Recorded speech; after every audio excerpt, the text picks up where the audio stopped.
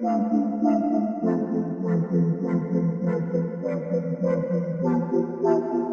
in, ladies and gentlemen, to NBR, or as we like to call it around here, Nothing But Rants, the show where I find topics that I'm oddly passionate about and I pontificate upon them. These are not hot takes, but rather takes that I'm hot about.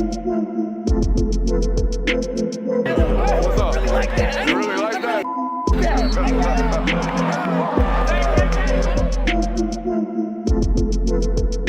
Let's shut up and grind some tape. Don't be that guy. Don't be that guy. Don't be that guy that comes into week 3 of college football, 2.5 weeks, 3 weeks removed from, man, I can't wait for college football season. Don't be that guy and then turn around and be like, man, this week 3 slate sucks. And guess what? We were almost culprits. We almost fell to it. Last night, putting together the show sheet, we're like, dang, dude, slate kind of sucks. Garbage. Boo hockey. Don't allow that nonsensical talk around you. Don't allow it. That's how that bad thought process starts to sink in. That lack of gratitude for the greatest sport in all of sports, college football. Don't you dare lack gratitude for this beloved sport that we have. It's a tremendous slate this week in week 3. You can't get amped up for this slate. You can't get amped up for nothing. You can't live life like you're supposed to. Week 3 sleeper slates are the ones you got to watch out for. If you don't believe me, ask about that sweater Indiana had last year with Western Kentucky. A little 33-30. Little tight little rectum right there at the end of that football game for Indiana Hoosiers fans. Bet you didn't think you were getting that from the Hilltoppers, did you? Can't be sleeping on week 3. Rutgers and Temple had an all-out slobber knocker last year, week 3. Rutgers and Temple had one of them all-time football games. One of them football games that was won 16-13 and by an offensive football team that only put up 200 yards of total offense. If that don't get your blood hot, I don't know what will. Week 3, man. Week 3, I'm telling you about it. Missouri State gave Arkansas fans a week 3 to remember last year. They about got that ass. They about got that ass in Little Rock. You got to watch out for week 3. Week 3 is the sleepwalking week in college football, boys. You got to watch out for week 3. All right, you got to show up for week 3. Georgia fans, South Carolina, Tennessee fans, Florida fans, okay? Wazoo fans, Washington fans. The Michigan State fans probably hiding in the closet right now. But y'all got to get up this week too, all right? Y'all got to get up big this week too. Do not sleep on this week 3 slate. But it is a sleepwalking slate. It is. So, boys, first of all, shouts out, welcome in on the StreamYard tonight, not the Streamlabs. So things might look a little different, sound a little different. If they do, let us know. We appreciate you guys. But, hey, week 3 slate, what do we think? These are the type of slates that you come into it looking like, oh, there's no really good games. There's maybe 1 or 2 okay games that we don't really watch. And next thing you know, you're like, oh, shit, a top 10 teams in a fourth quarter battle with Midville School for the Blind. Like that always happens. Every time someone comes in saying this slate sucks, it always brings chaos. So that's why you never sleep on these types of slates. Look, we sit around all offseason talking about how we want college football to be back, how we want our TV to have Georgia, any college football team on our TV all day, every day. That, man, I would do anything to just watch Nevada and South Dakota State duke it out in the middle of a football field right now if that's what it took. Dude, if you don't think I'm mainlining Alcorn State football this weekend, you're out of your goddamn mind. Because I am. It's college football, baby. Yeah, we wait too long for this to just be crapping on a week 3 slate. It's week 3. We still got plenty more football left. So if this is what it is, then that's what we got to take. That's what we're going to live with. That is what we're going to live with. And if you lose one of these football games this weekend, some you're going to live with the rest of the year. All right, so let's put some teams on some upset alert for this weekend. Start with LSU. LSU on the road in Starkville. Hot, sweaty, Mississippi, just armpit heat. Mm-hmm. Watch out. All right. Watch out, LSU Tigers, 10-point favorite on the road. What is it going to take for Mississippi State to win this football game? I know what it's going to take from my point of view. Make that sumbitch sloppy. Like real sloppy. I hope there's some rain. Like just some ugly ass football in Starkville this week. And that's what you got to have if you're going to win this game. Yeah. Let Will Rogers cut it loose this week. Amen. Please, can we just let Will Rogers be Will Rogers? I want to talk about this. I don't think we didn't. We talked about it last time, but we kind of glossed over it. I ran some numbers today. Will Rogers has 46 passing attempts this year. They're 119th in the country in passing attempts this year. 46. That's how many. He's got 21 career games in the game log with more than 46 passing attempts in a singular game. He's got that many this year. Will Rogers probably losing his damn mind. I would be. I wouldn't be if I was winning football games, which he is, and that's what he's going to say. But God, it's got to feel weird. They got the SEC's leading rusher, dude. Wait, really? Yes. That's They have the SEC's leading rusher right now. wow. Total identity change. Talk about a bell cow back. Dude, Mike Leach is rolling in his grave right Bro. now. Wait, what'd you just say? I said, talk about a bell cow back. I got the joke. I just didn't know. I didn't know. We had to circle back to it. I thought it was a pretty dang good joke. Thank you. It's funny. Not bad. That's a dad joke. That was a good dad joke. Thank you. Caleb. I appreciate it. But do we think LSU pulls it, or Mississippi State pulls it off? They're physically enough to do it. Yeah. They have to win this game 17-16. Mhm. Yeah. That's what the brand of football that has to be played. There's got to on be a lot of Saturday. mistakes on LSU's end. Yeah. Very, very sloppy football game. Win it with defense on Saturday. That's what you got to do. Hey, North Carolina hosting Minnesota as a 10-point favorite this week. Yeah. Uh-oh. But my Yeah. problem with this one is that you almost slipped up last week against App State. Yeah. So maybe you're coming into this week saying like, okay, we can't let that happen again. Like maybe they live up to this game, come out swinging. Overtime sweater against App State. Yeah. Like I thought App State was definitely pulling out that football game. You got to give Mac Brown credit because after the game, he was like, that's it. No more. We're done. We are done scheduling App State. Dude, every college football team should Just be done. call it quits. Don't do it no more. App State is the new Army, where it's like you look at it, it's like, oh, it's non-conference, give me game, and it's always a dogfight. It used to be that way with Army because they ran the ball all the time, but now App State's kind of that sleeper team where it's just like, oh, no one wants to play them. Yeah, it's an interesting football game up there between, North Carolina. We were just talking about App State, but the football game between Minnesota and North Carolina is interesting to me because say what you want about the cult that PJ Fleck runs.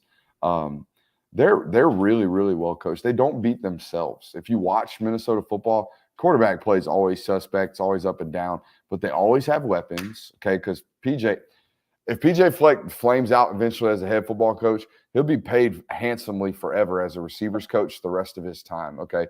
The Rashad Bateman story is the Rashad Bateman story because there was such tremendous development under PJ Fleck. Great receivers coach, knows offensive football. Quarterback play, always suspect. They are a tightly ran ship, pun intended, rowed the boat. But an interesting football game nonetheless because I don't know if they have the firepower to keep with North Carolina, but North Carolina is also a very up and down football team. I think every North Carolina game this season is just going to be Coin toss? a sweater where you're just Yeah. like, oh, God, are they going to lose this week? They'll that lose catching on? eventually. A sweater? I like that. A sweater? Is that mine? We'll call it yours. We'll give you credit. I thought of it myself. Yeah, I don't know about that. Yeah, definitely not you. Anyways, I think Minnesota's got a chance on the road. Just because, like you said, every game very up and down with North Carolina, and that's a byproduct of offensive line and defensive line play. Like their defensive line looked good against South Carolina. Give up 36 points to a App State football team. I would imagine App State ran the football pretty fairly well in that football game if you go back and look at the stats because they always do. App State, one of them programs. One of them. Is there any other one like that you just don't do it anymore? It seemed like there for a little bit. Georgia Southern was in that territory. They got the triple. Florida. They almost got Georgia that one year. They ran through 2015. Georgia. They ran through Alabama like a shit through a tin horn. Yeah, like That was one of the best. there for a Nick Saban while. plays ever. Georgia Southern was that team. They ran through us like shit through a tin horn. Coach, what? Why would you even put shit in a tin horn? And why are horns made out of tin? Why is it running through it so easily? I don't know. I didn't know it would run through it easily. I didn't Yeah, either. that's- Anyways, how about Texas? Got Wyoming in town this week. That's an interesting game. Wyoming, gritty Are football. you team. serious? You think that's an interesting game? It's 29.5. That's the spread. I believe I saw it today. So Texas isn't saying it's a 40-point win. I'm just saying it's always week three. Week 3, man. I mean, coming off an Funky emotional stuff. win, I'll give them that. Like those are the types of games where like you hit your peak and maybe you peak too early and then you come crashing down, burning real This quick. is all. It's also interesting because the very reason you say it's going to be interesting to see how this Texas team responds. How a team that doesn't usually experience this success. Last year when Tennessee was number 1, obviously they lost to Georgia. Then you come out and you get shellacked by South Carolina. No one expected that. So I mean, it's obviously I think Texas is going to win handily, but it is interesting. I can't believe college football fans were out here forgetting about that absolute 4-quarter knocker between Purdue and Syracuse last year near week 3. It's just an all-timer. Dude, week 3 is elite. I'm done. Week 3 is elite. Don't sleep on this slate, dog. Don't sleep on this slate, or else you'll be one of these football teams waking up Western Kentucky slapping that ass in the 4th quarter. Yeah. So look out. We got a great show for you guys. Make sure you're hitting that thumbs up button. We got a load. What's up? I want to give one more. One I more? was looking at the slate. Ole Miss, Georgia Tech. Bro, don't do this. I'm doing it. Look, you said Wyoming, Texas. I think Ole Miss put up 60 on them last year, didn't they? Well, Georgia Tech's putting up points this year. They are. They are putting up points. are. Now, I don't know if the defense is good enough to get the job done, but I'm just saying it could be. And then I also had Kansas State, Missouri. They're at Missouri. Big, you Brent Key guy. I mean, I'm not hating what I'm seeing right now. I'm not hating it. we're leaving out a big one. We talked about it yesterday. Tennessee and Florida. Yeah, That's the upset I alert. want to so bad. But eventually they just wear you down. Tennessee does. If you don't have the bodies, eventually they wear you down. That offense, if they have enough offensive linemen and if they can run the football well enough, Jalen Wright's second in the SEC in rushing right now. He's averaging 110 yards per game. I think his overall speed in comparison to Shamar James and Scooby Wright will be the main problem. Okay, I think Florida's decent enough, 4 down, 2 linebackers to kind of control the run game. It's when he bounces that's going to be the problem on Saturday. I don't think they have enough team speed there, so I'm not necessarily buying that one. That's why I left it off the slate. And by the way, we're kind of feeling that one. We're smelling that one before it happens. Yeah. And Vegas is too. 6.5. They keep coming down. They're not like normally when you see Vegas not believing the upset hype, they'll stick the number. The number will sit at 9.5 and it won't move no matter how much money's coming in because they don't care. They're confident in their number. They'll only move late on the sharp money if the sharp money moves late. Sorry to get all gambly heavy on you here, but they're not biting. You know, or at least they're not holding stern on what they are. They're convinced that, you know, this is a little tighter football game than we might have thought coming into the season. Yeah, I mean, not obviously, but I think, like you said, I think Tennessee does pull it out, but I think Florida is going to make it a much more interesting game than people are led to believe. It's going to be an interesting show for you guys tonight. Probably one of our better, if it comes out positive, one of our just a good vibe show here tonight. We got a loaded one for you. We're going to talk about some of this Cade McNamara sound. It's some of the best airheaded football sound I've heard in a while. We had a football coach call himself Santa Claus today. We're going to talk about that. Teams on upset alert. I think we already put those on. Can a team not named Alabama or LSU win the SEC West this year? We're going to talk about that. And biggest disappointments and surprises through 2 weeks during the football season. I want this Cade McNamara sound, and I want it right now. And as we listen to it, we're going to listen to it maybe not multiple times, but here's the goal. We're looking for the most oafish, airheadedness like sound portion of this clip, right? That's what I'm looking for. Whether it be, now I don't want to ruin too much of it. Whatever it is, when you think, damn, that guy is just a football playing dummy. Whatever it is right there, whatever connotes that the most to you or to you, the audience, listen for that as we get the most greatest sound clip. Maybe second best. I think we have another one from Iowa that's just as good. Play the first one with Cade McNamara. You know, our level of communication up front and with me, the backs, and, you know, really everyone just being on the same page because we know these guys are going to come a lot. I mean, there's but they have like a 78, they're in a high 70% pressure. So I'd appreciate if none of you guys posted a video of that. Yeah, I mean, we have to be on key with our hots. We got to be on key with our protection. So, damn it, I was not expecting that, but yeah, we'll be. Yeah. All right, so It's very clearly for me the dead giveaway of that guy plays football is the when you see someone laugh with their front teeth. Oh, guy's just a mouth breather. I do it too. Oh, I wish you guys wouldn't post that. Damn, shit on Cade McNamara. I'm not shit on Cade McNamara. I'm shit on all Call football him a mouth players. breather. Bro, I'm a mouth breather. Y'all work with me every day. I am Cade McNamara. Have you watched me do film study? I mean, I'm Mr. Hey Yo, pause. What did dude just say? Like, I'm that guy. I just don't laugh about it when I say, dude, look at this guy coming right down your throat. Like, we say it all the time on film study. We just gloss right over it. Like, I know I'm an airheaded football playing some bitch too. Like, I know that if I, at 22 years old or however old Cade McNamara is, said something like that in front of a bunch of cameras, I go, too, because why the hell not? I'm not making fun of My Cade favorite McNamara. part about it is when he says it and then you see the switch flip where he's like, Whoops. oh, shit. This Play is it gonna one go more time. viral." It's hilarious. You know, our level of communication up front and with me, the backs, and, you know, really everyone just being on the same page because we know these guys are going to come a lot. I mean, there's but no, but they have like a 78. They're in the high 70% pressure. So I'd appreciate if none of you guys posted a video of that. Yeah, I mean, we have to be on key with our hots. We got to be on key with our protection. So, damn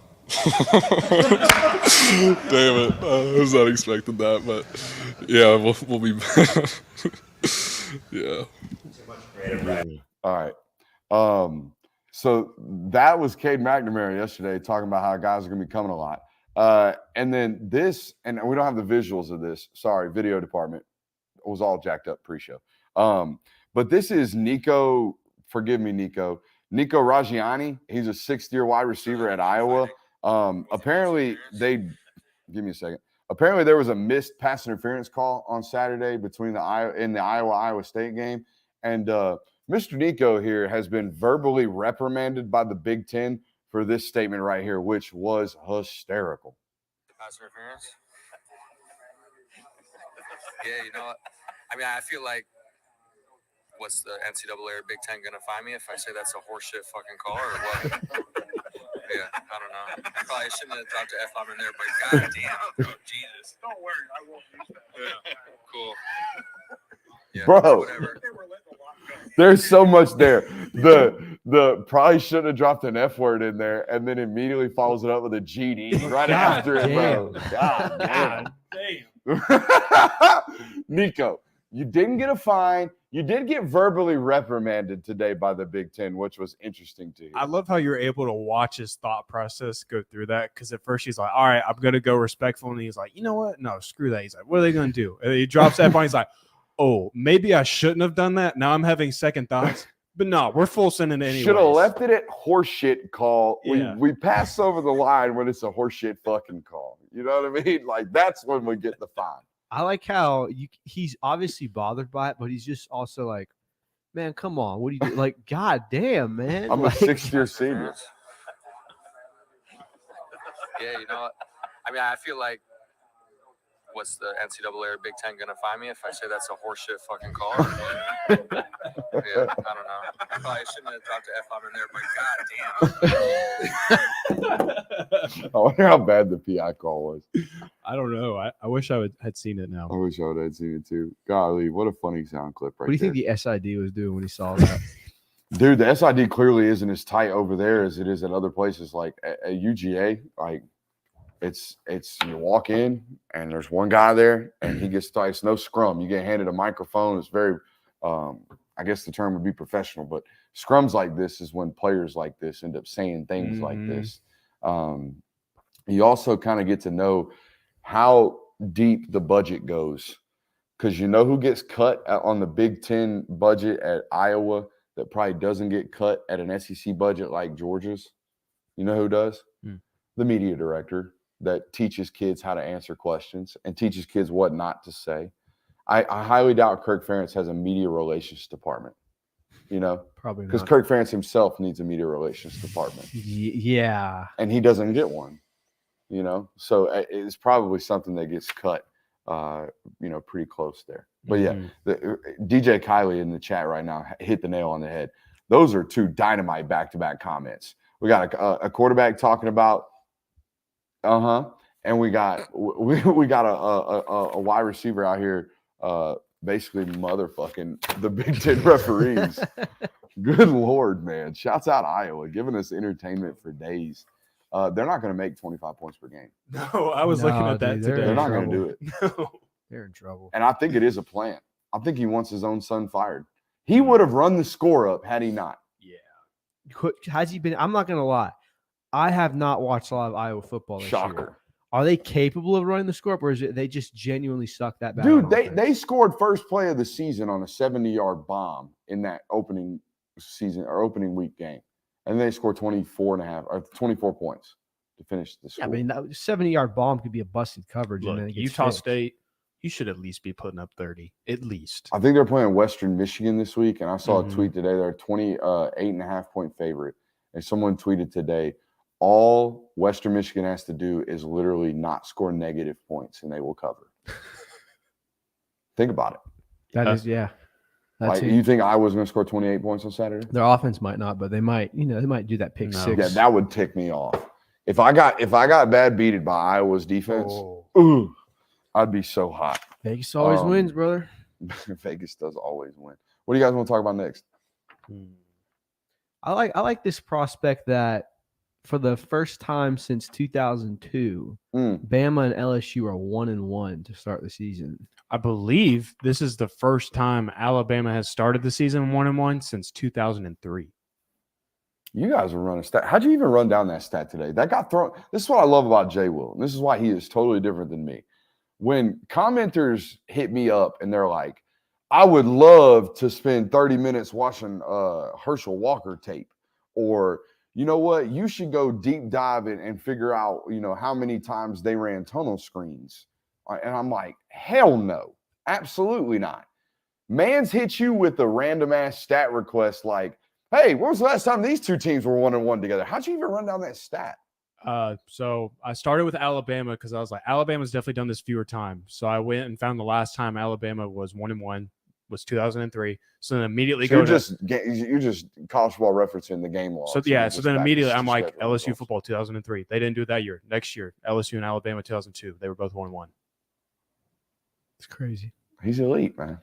Jay Will's that guy. He He thinks I'm coming for his job too. Hey, I dropped in a stat today. You didn't give me no shit for dropping in stats. What's up? What stat did you drop? I dropped the the Jalen Carter one? Yeah. Oh, yeah. No, not even that one. I dropped the one about who was it? I don't know. The one about Will Rogers? Yeah, oh, that one. Yeah. My Will Rogers stat. Props to you for that, man. That was the start of the show. That was in the midst of this show. I did pretty much give you props yesterday when you brought that statistic. I was like, Yeah. I didn't know that. So yeah. I'm getting forgetful lately. Not as forgetful as some, but forgetful. And it's becoming an issue. So maybe I need to take some Joe Rogan sponsored Alpha Brain. Nice. Maybe. Who knows? Where were we at? Who can win the West this year? Can another team? Oh yeah, that's where we were steering the direction into that with the 1-1 talk. Yeah. So both teams 1-1 for the first time since 2002. Saban was coach at LSU during that time, was he not? Yes, I think. Or was that wasn't his crossover? Or maybe he was at Michigan State because he went from Michigan State to LSU. Figure it out. Anyways. First time in a long time, these two teams have kind of struggled to open up the season. But first time in a long time, both teams have really opened the season. Well, last year, but they opened the season with really tough opponents in week 2. And for LSU's purposes, LSU. week 1, huh? He was with at LSU. Okay, so yeah, our brain's working. Our memory bank's working a little bit. Long-term memory here, short-term memory not. Yeah, maybe that's a CTE side effect. Perhaps. Who knows? We'll figure out when I'm dead. It sucks that brain studies can't happen in the living. Yeah.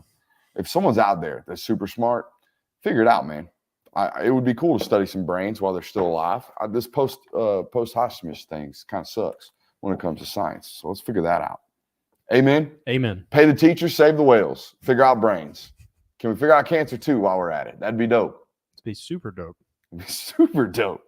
Can anyone not named Bama or LSU win the West?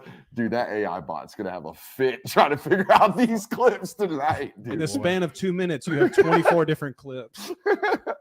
I don't. Alabama, LSU winning the West this year. Why not? I mean, we were looking at it right before the show. The last time anyone not named Auburn, LSU, or Alabama won the West was Arkansas in 2007 when they played against Florida. Shouts out them War Tiger Eagles getting into that mix. Yeah, of, and of I don't see supremacy in the West. I don't see Auburn being that team this year based on what we've seen for the first 2 weeks. Like hot garbage out there in Cal. I think there's a couple teams that you could throw in there. Ole Miss, maybe, if they can get things figured out. I mean, they got a pretty big win, if you want to call it that, against Tulane this last week. Texas A&M, if you could find some positives with them, just not a believer in the Aggies right now. So I'm still saying one of LSU or Alabama wins it. The thing that's hanging me up on it is the fact that, yeah, they both are 1-1, and you don't see this ever, but they're out of conference losses. So it doesn't really matter. Like, everyone's technically still undefeated in conference. You have an open conference play. Very much so, still alive. So it's interesting to look at. I mean, obviously, the last time was 2002, and that's when Arkansas won. And technically, right now, Arkansas is first in the West, just by technicality. But I think once you start actually playing SEC games, Bama and LSU will move back up to the top, just because they are that much better. Mm-hmm. All right, I got a bunch here. I did some digging on this. I actually posed this to the media room. I like to pick these guys' brains now that we actually have some idea of being colleagues. Mm-hmm. Hey, anybody in the SEC West not named Alabama or LSU, who wins? All three or all four answers that came up immediately. Ole Miss. Like it's the easy one to pick out, and honestly, they kind of have the quote unquote easiest path, and we'll find out about them very, very quickly. They play at Alabama, followed by LSU back-to-back weeks. Really? Yeah, so that's tough. But it's the rest of the schedule is okay. It's manageable. It's something that they can survive, particularly because they have the better quarterback. Mm-hmm. If I told you that I believe Jackson Dart's played the best at the quarterback position in the SEC right now, I don't think you would balk me on that. No. No. You might argue if you want to, for Carson Beck, but you don't feel great about that. Spencer Rattler is where Spencer I would have Rattler, or where you would have went there. I probably would have went Spencer Rattler first, but they have a good quarterback. They have the better quarterback and the best quarterback in the SEC West, especially the way Jaden Daniels has started the season. So Arkansas' schedule is the one that's absolutely brutal. Ooh, they play at LSU. They got a neutral site game against A&M. They're at Ole Miss, at Bama, at Florida. I don't know what the hell Sam Pittman did to the scheduling office, but he's got bent over a barrel showing the 50 states 2 out of the last 3 years. Yeah, Arkansas usually gets shafted. Even in 2020 It's when crazy. they did the 10-game schedule, I Yes. felt like Arkansas got a really bad And deal then they of that. found out, we have to play Georgia back-to-back years Yeah, now. the 2021 Like, slate bro, was brutal for them too. They had Texas on the schedule at home. That's right. I forgot they played. They had Texas. BYU on that schedule. Mm-hmm. Georgia or on the road that And I think year. the A&M game was right before they played Georgia Mhm. because that's what put them in the top 10 spot. Absolutely brutal schedule. Sam Pittman, you're too good of a human to be done that way. And nobody cares about Arkansas like that. So I don't know why they do y'all like that. But the other thing that I noticed, and this kind of hammers home the point of why the answer is no, that no one else is going to win the West. Every time I went through the schedule, you see LSU and Bama pop up on the slate, and you're like, damn, that's a tough game. Yeah. Like, no way. No way. Yeah. No way this team's going to overcome that, right? Mm-hmm. It's why, I went through TAMU, and we marked them off immediately. Non-conference win, right? Non-conference loss, I should say, against Miami. Same situation that both of these teams are in. Got no chance. Yeah. Don't believe it.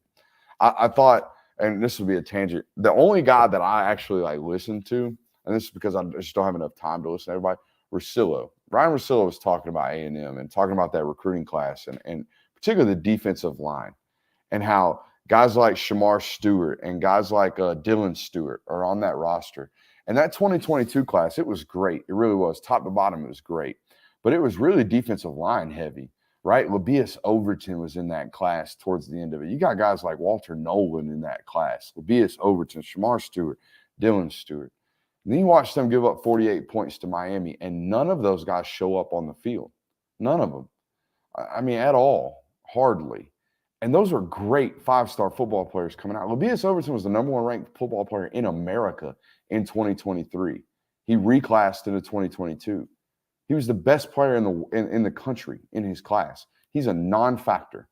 Zero at all when you watch them play football. And the only thing I can come to mind is, guys, this is a tell-all story.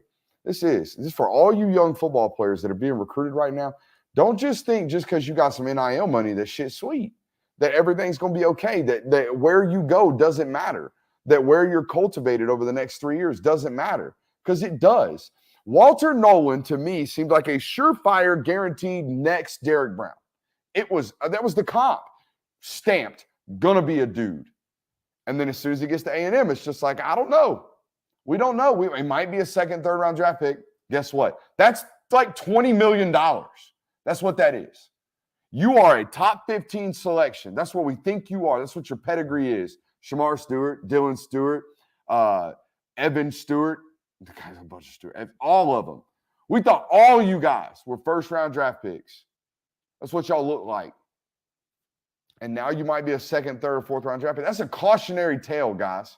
That's $20 million per individual. That's insane money. It's life-changing money. And where you go matters. It does. And we've seen this. I mean, we've ragged on Jimbo Fisher enough, but it ain't just your in-game decision-making. It's how you develop football players, because I see a bunch of money going right out the window out there. Sure. So I don't know how we got tangent off into that. We were talking about whether or not they can win the West. That's why they can't win the West. They haven't developed enough football players. No, I mean, I completely agree. People like this offseason, everyone was like, they still got good football players. That 2022 class was historic, and a lot of those guys are still around. They lost a tackle here, a corner there to the portal, a safety here to the portal. They've lost 3 or 4 or 5 guys from that 2022 class, had to run one off. They've had some attrition from that 2022 class. But most of the great players are still on the roster, and they ain't done nothing with them. They have not developed a single soul in 48 months. Or 24 months. It's been 24 months since those football players have been on that roster. And they've only gotten worse. And that's sad. That is. Have they had a guy taken in the first 3 rounds, the last 2 drafts? Surely first 3, I would. Kellen Mond. Yeah, he was a second-round draft pick of the Minnesota Vikings. Okay. But other than that, and defensive tackle. Had a defensive tackle drafted in the top 60 last year. Yeah. I feel like there was an offensive lineman that they had that was taken pretty high. I don't quite remember. But it's not a lot. You're right. right. Yeah, but my point is the ratio of, quote, blue chip players that you have right now compared to the draft output you're putting out. Whereas you look at teams like Alabama and Ohio State and Georgia, where it seems like they've got at least 2 or 3 first rounders every year. The fact that A&M's not doing that is a very alarming thing, and it's an indictment on their coaching. And by the way, it's not like the 2022 class was a blimp on the radar. It was like a wow, holy shit, they recruited really great that year, right? We all know that, but it wasn't like they were recruiting like boo-boo before that. I mean, Jimbo was recruiting at a top 8 level the moment he walked into Texas A&M. He knew the ways, like, you know what I mean? He knew the machine. He knew how to get it done. Just clearly, we have the sample size. It's a great point. The guys getting drafted the last 2 or 3 years were guys that he drafted before, or he recruited far before NIL was a factor and far before the 2022 class. They have yet to really develop. There's no Lad McConkey stories at Texas A&M, is there? No. There's no Stetson Bennett stories at Texas A&M. No. None. There's no Tyler Sinceri stories at Texas A&M. Shouts out Alabama. Yeah, there's not even 3 stars that you go like, oh wow, he was a really good player. It's where all the 5 stars. What's happening? It's more so been the opposite of, we had Kyler Murray, but then he went to Oklahoma and became a first-round draft pick. Yeah, so not a great look for Texas A&M, where 5 stars go to not be 5 stars. Yeah, I don't know. We'll see. But anyways, it always ends up turning into a shitting on TAMU segment, which isn't really a shitting on Texas A&M thing as much as it is a shitting on Jimbo thing, because that's just kind of what we do around here. Deion Sanders called himself Santa Claus. Do we have that? No. We don't have the sound clip of this, but Deion was basically asked about, hey, man, how do you feel, right? Do you have any chance to let this soak in? Do you have any chance to really enjoy the moment? And this is what I love about football coaches in general. They always have little idioms or little sayings that always either make you laugh or make you go, make you say, thank you. You know what I mean? Kirby's a thank you guy. Always giving him thank yous. Nick Saban's a thank you. That's a great thought, Coach. I appreciate you on that one. Sam Pittman's a guy that make you laugh. Sam Pittman's a guy that make you go, you know what I mean? Eli Drinkwitz, same kind of guy. Dion, big sayings guy. And he basically said, like, Santa Claus don't get to enjoy what's going on. Santa Claus got to wake up next morning and start making toys for next season. You know what I mean? Santa Claus can't enjoy putting out each present at each house. Hell, he ain't even got time to enjoy all the cookies. He get one bite of them, and then he got to go. Have you seen the way he disciplines his players at practice? No. So obviously he's got that foot injury and he can't really walk well. So he rides around on a golf cart and yells at players. Oh, I have as they seen mess this up. because I saw the clip of him bitching at his DBs. The other day. So the man just doing yelling drive-bys the entire practice. Bro, I would love to play for Dion. It would be fun. There would never be a dull moment ever.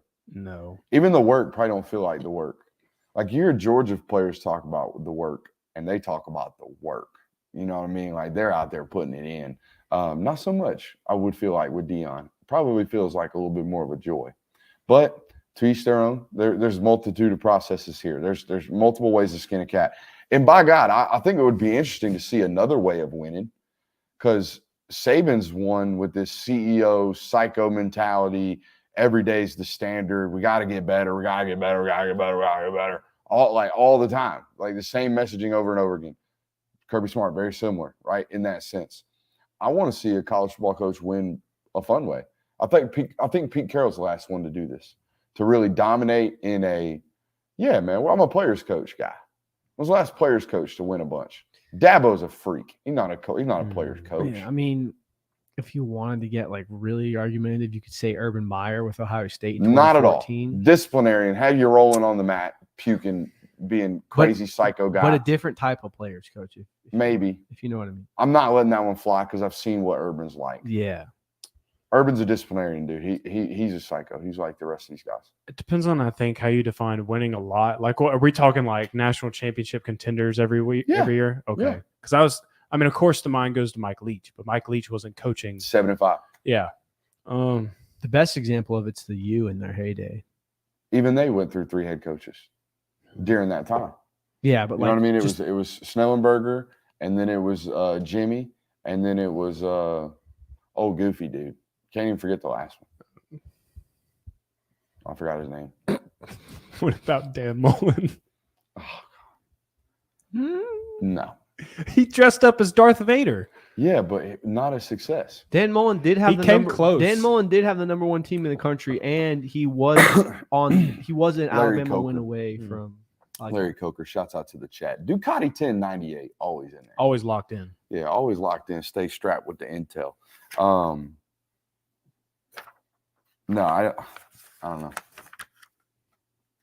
Where were we at? Do you want to keep going on this segment, or do you want to move on? What segment are we even on? Blueberries, bro. Blueberries. Blueberries. That's what you need to be eating. We're talking about your memory. Blueberries help memory? That helps with your memory. We were talking about Dion talking about being Santa Claus. Mm-hmm. That's what we were talking about. Did you have any coaches that had any fun sayings?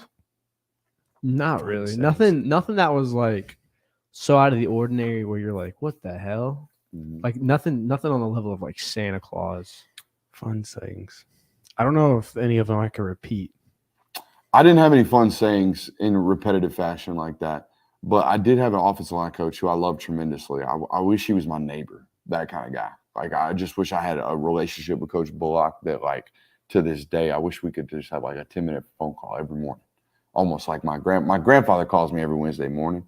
I wish Coach Bull and I had a very similar relationship, but we don't, because he's still coaching football and he's still working and all that good stuff. He's busy. But would always come out to practice every single day and would do yoga over in the corner while we were doing pregame stretches.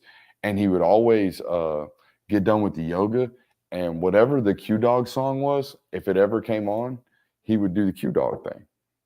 And believed that power was the greatest thing ever invented for football. Also believed that all great things in life started with the hips. And would also always have the saying of, if my aunt had a penis, she'd been my uncle. I don't know why. Not anymore. But that was always his thing. Like, if you ever gave him an if Oh, coach, I thought if that guy, or coach, I thought that might happen. Oh, yeah, well, if my aunt had a, Jimmy, she'd been my uncle, whatever. Nothing from you guys. No weird eccentric coaches. That whole purpose. You guys keep looking at me with these deer in the headlights eyes when I'm on these rants. These rants are an opportunity for you to think. No, I thought of one. I was just trying to think of how I can say it. Okay. My coach used to always tell us, like when we needed to lock in, when it was time to be serious, he would say, "This ain't no slapping penis and grabbing butt time." Oh, yeah. But obviously not in that fashion. But that's what he said every time. Slapping dick and it was so ass. funny because like that was his way. You can't say slapping dick? I didn't know if I should or not. Slapping dick and grabbing ass. That's what he said. Mama be watching the show. Oh, yeah. My bad. So don't Mama J will. My bad. Yeah, Mama. be all right. But yeah. I just thought it was funny that was always his go-to saying when it was like, it's time to be serious. And he's talking about. Yeah. Slapping dick and grabbing ass. Yeah. I used to have a football coach that his way of getting attention was to blow the whistle and say, "Timeout." Timeout, men. His name was Robbie Ross. And as he would say timeout, he would expect everybody to run over to him. And it was so funny because he would not just apply this to football. He was also an elementary school PE teacher and a middle school PE teacher. Watching him do this with third graders was hysterical. They're out there playing dodgeball. They're out there doing whatever in PE. And he's like, "Timeout, men." And there's like these little third graders were like bebopping over there. But yeah, man, always I love me an eccentric football coach. The only like out of the ordinary thing was our strength and defensive coordinator. He would just quote Latin like war sayings. Like coach, come on, man. No, he believed that shit. Oh, he was eating it up. He got into it too. It was fun. Like he was Civis Pacem Parabellum. What? Expect peace, prepare for war. Nice. Dude, it's fucking shit nice. Got you ready. That was nice. Shit get you ready to go out and play some foosball, Hell huh? Yeah, bro. My coach, a big Old Testament war guy. Kenny Dallas shouts out. Old Testament got some gnarly battles in it, man. Story of Gideon. It's like the original 300, basically. Yeah. That's where the sword comes from. Anyways, let's get on to some other stuff that we had going on. Biggest surprises, disappointments, or do y'all want to talk about? That's all we got left, right? You want to try this new segment? What's the new segment? This or that? Oh, yeah. Yeah, this or that. Let's do it. All right. Got some this or that going. So basically, the premise for the audience explain it is that I give you two scenarios and you have to pick which one you're taking out of those two. Which one do you think is most likely to happen? Take this or that. Or I have to take that. So this is a perfect example for the first one. Texas wins out or Alabama wins out. Which one are you more likely to take? Which one do you believe in more? Alabama to win out because that's the last remaining doubt we have of Steve Sarkisian. It's like me. Hey, Brooks, can you actually maintain a positive, healthy lifestyle every single day? Can you make sure you're getting a sweat in every single day? Are you consistent doing it? No, I'm not. That's why I'm not elite. That's why I can't figure it out. That's why I can't finish the drill. Texas, don't believe in you. Alabama, I do. I'm taking that. All right. Mine is Florida State or Ohio State makes the playoff. Oh. So this is an either or kind of segment. Yeah, is what we're you can only basically this one or that. All right, this is Ohio State making the playoff. That is Florida State making the playoff.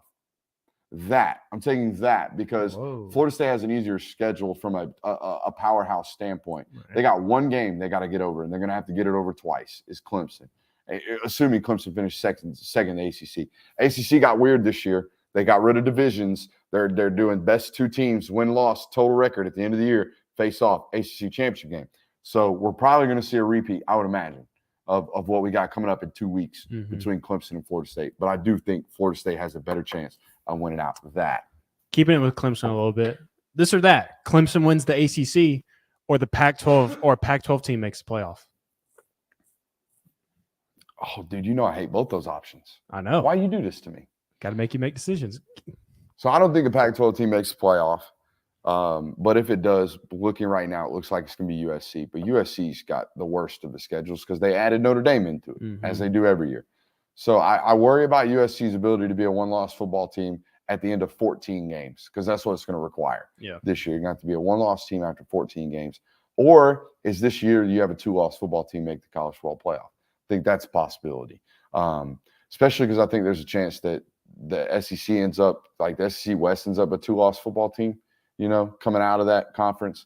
or coming out of that division, and then whatever happens in the SEC championship game, maybe that team out of the West ends up beating Georgia, and all of a sudden all hell breaks loose. We got multiple 2-loss teams that are a possibility. But I buy the chance, or I'm going to believe in Caleb Williams more than I do the other option there. Okay. So I'm gonna take that being Caleb Williams. All right.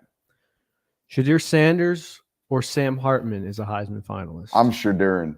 I'm digging the Shadur. Wow. And it's because he's a little bit more electric than Sam Hartman for me. There's more of a creation aspect to his game. I also believe that they're not boring. Okay, they're not. And Notre Dame can get hella boring, like they did this past weekend. Notre Dame can get 36-17 boring. Shadur Sanders in Colorado will never. I think Notre Dame does have a better opportunity to Be balanced. not be balanced, but have bigger games. Like Notre Dame More spotlight can beat football you games. Yeah. if they beat USC. If you go in and you beat the reigning Heisman winner USC, Beat USC, play Ohio and State. Sam Hartman throws for 340, and you beat Ohio, or you have a really good game against Ohio State, I think that's going to weigh more than Shadur Sanders beating the shit out of Pac-12 teams, throwing up 300 yards. But Shadur Sanders is doing that in front of 9 million people every time. Yeah. Because Colorado's pulling bigger numbers than Alabama and Dion Texas pool, man. to beat the shit out of Nebraska. Yeah. That's insane to me. I know we talked about it last night. If you didn't watch last night's show, recap here for you. Colorado's putting up numeros on television networks. Mm-hmm. This week alone, 60 Minutes will be in Colorado seeing the Buffaloes. ESPN Game Day going to be in Colorado to see the Buffaloes.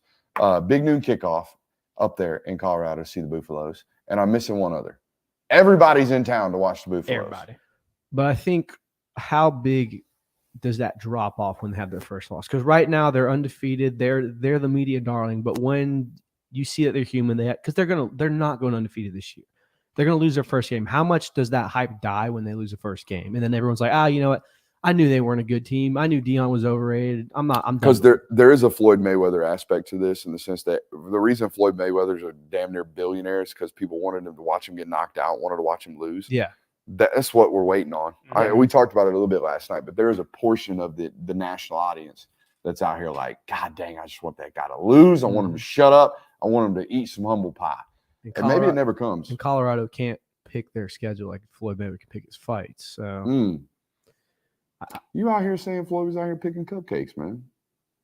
That's a whole nother you said segment. Saban regime's over with, and you're throwing dirt on the name of Floyd Money Mayweather out here too, man. Just hot take McGee over there. I stand by it. You Bring got the some smoke. praise with your take the other day. Someone said it was like watching Madonna's music video, Like a Virgin. You know, watching you take flight for the first time. Thanks. It was cool. Thanks, whoever said that. Yeah. Is it your turn or my turn, Jay? It's my turn. This is my last one. That's good stuff. That's good work. Just move it, man. You got to move the show sometimes. This ADD some bitch over here will just let it ride, man.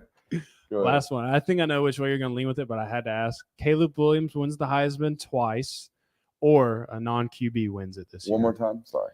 Caleb Williams wins the Heisman twice. That's this. Yeah. That is a non-QB wins the Heisman. So who are our non-QB options? His teammate, Zachariah Branch, Travis Hunter. Brock Bowers, who's not on track. No. It's not going to happen. How's- Doesn't look like I don't it. know what Blake Corum's numbers are looking like, but Yeah. And Marvin he's got Donovan Harrison, Edwards he had into a that. pretty big Marvin game Harrison last had a big week. game. He had 160 this past week, 170 this past yeah. week. I don't know. 70. I think he had 53 yards the first week. So he's got like 220 through 2 games. I think we have a repeat offender. I think we do. The only thing that not necessarily concerns me about Caleb, but even if you look at it, his stats aren't crazy right now.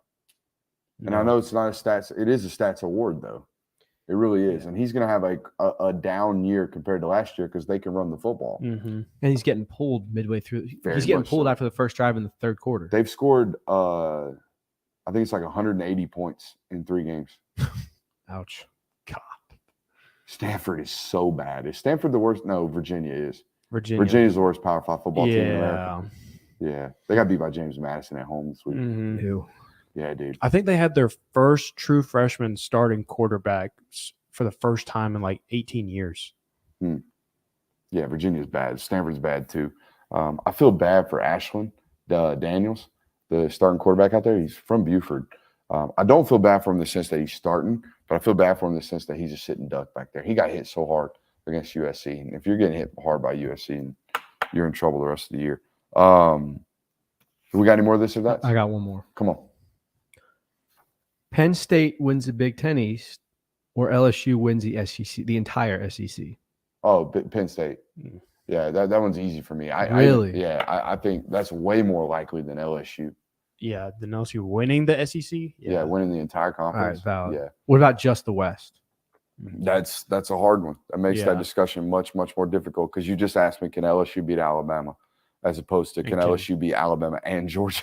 And can Penn State go through Ohio State and Michigan? But they only got to get through one of those. Yeah, and hope that the other one beats the other one, and then they rely on a tie essentially. Yeah. But I do. I mean, I think I can't express how much of a difference Penn State has a feel to me because they can actually score at will now. In years past, quarterback play has been so atrocious. Atrocious is the wrong word. It's been so Sean Clifford mid. Yeah. Like even Trace mid sorely is what that was. Don't disrespect the GOAT. I mean, guy has one Rose Bowl game where he puts up almost 300 yards of total offense. People are like, oh my God. Bro, if you Even have though a he had song, friggin' Michael Godwin on that team. Do you remember how fucking good Michael Godwin was in college? elite, bro. Oh my God. Yeah. He had a catch the other day from Baker Mayfield that was like, oh yeah, that guy's really good. That guy's really good at football. Look, if you have a song written about you're There's a one song of written about it? You haven't heard. You haven't heard the this. song? You had to have. Like if you get on any form of social media for like a month, all you heard was the Trace McSorley song. You haven't heard the song? I never heard the song. Oh my God. See, I still thought you were talking about Michael Godwin. No, we're playing that when we go off air. Is it good? You're gonna be a Trace McSorley song, dude. Is it a bar? Is it a slapper? It might be in your head for a it'll couple get stuck days. in your head. Oh now. no, one of those Red Yeah. Solo Cup vibes. Yeah. Yeah. Oh man, you know how Red Solo Cup happened? Yeah. Someone told him you can't write a song about anything. That's basically the equivalent of this right here. No one was like, you ain't gonna do that. I'm like, yeah, why? This is Red Solo Cup. We're definitely not calling it Red Solo Cup down here. We still don't have a name for this place. Calf Cave. Calf Cave. You like the calf cave? Did you see I saw that one. someone suggested on the last show that we have a 24-hour calf cam just on your calves the entire show? That's weird, man. It's like those cameras that they put up in nature, and you get to watch the eagle's nest. I'll make a promise right now. We get to 25,000 subscribers by the end of the season. I'll give like a 10-second unadulterated calf flex. I'll send it into a cramp. That's what I'll do. Oh my God. Yeah. It'll be nuts. Putting your life on the Dude, line. calf cramps are cool. I do them like on purpose sometimes. Oh no. Just to watch the What thing the go. hell? Mm-mm. Bro, you don't like cramping? No. I like cramping big time. No. I'll do it after the show. I'm doing it right now. Yeah. Looks like you're pooping. Yeah, kind of. Cramping's cool, man. I like cramping. Bet you came here for the cramp talk. Biggest disappointments and surprises this year. I think the biggest surprise is easy for me. It's Colorado. I don't think anybody thought that they were going to be this good. I wasn't surprised by Shadur Sanders to this extent. Well, I was to this extent, but I wasn't surprised that he was like a processor and a good quarterback. I watched him at Jackson State in the bigger football games that they had, and you could see like Mans knew what he was doing. He was playing high quality football. He wasn't playing against high quality competition, but he was playing a brand of football that was translatable, if you will, to the next level. So surprised by the level of success that they have, not surprised by the fact that they're having success. Yeah. I mean, Colorado is obviously the answer. I think the other one is Texas right now. No one, and they've got a long ways to go, but no one really thought that Sark was going to go in there. In that fashion. Yeah.